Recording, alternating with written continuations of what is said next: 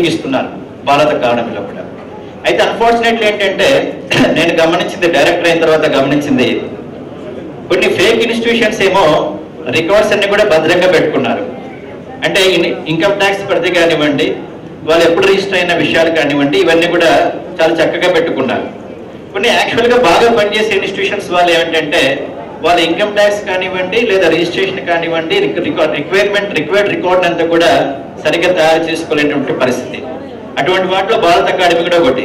వాళ్ళకు 2500 మంది 2500 స్టూడెంట్స్ ఉన్నప్పటికీ కూడా గత 15 సంవత్సరాల నుంచి ఎంప్లాయ్మెంట్ ఇప్పించడానికి ప్రయత్నం చేస్తున్నప్పటికీ కూడా ప్రాపర్ రికార్డు మెయింటైన్ చేయకపోవడం వల్ల వాళ్ళకు కూడా ఇప్పించలేకపోయాం. భారత అకాడమీ అధినేత గోపి కూడా మన కులస్తుడే. అతన్ని కూడా ఇప్పించాలని ప్రయత్నం చేశాం, వెంకటేశ్వర్ల గారికి కూడా ఇప్పించాలని ప్రయత్నం చేశాం. అయితే వీళ్ళిద్దరు కూడా రిక్వైర్డ్ పారామీటర్స్ లేక రాలేకపోవడం వల్ల లాస్ట్ ఇయర్ అది చేయలేకపోయాం. ఈ సంవత్సరం రిక్వైర్డ్ పారామీటర్స్ లేక వచ్చింటారని అనుకుంటాను. వచ్చింటే మాత్రము ఈసారి ఖచ్చితంగా చేయడానికి ప్రయత్నం చేస్తాం. దట్స్ మై మంచాల సాయి సుధాకర్ నాయుడు గారు, నెంబర్ 1 ఛానల్ న్యూస్ CMD గారికి స్వాగతం సుస్వాగతం అండి. అండ్ అక్షరం న్యూస్ పేపర్ కూడా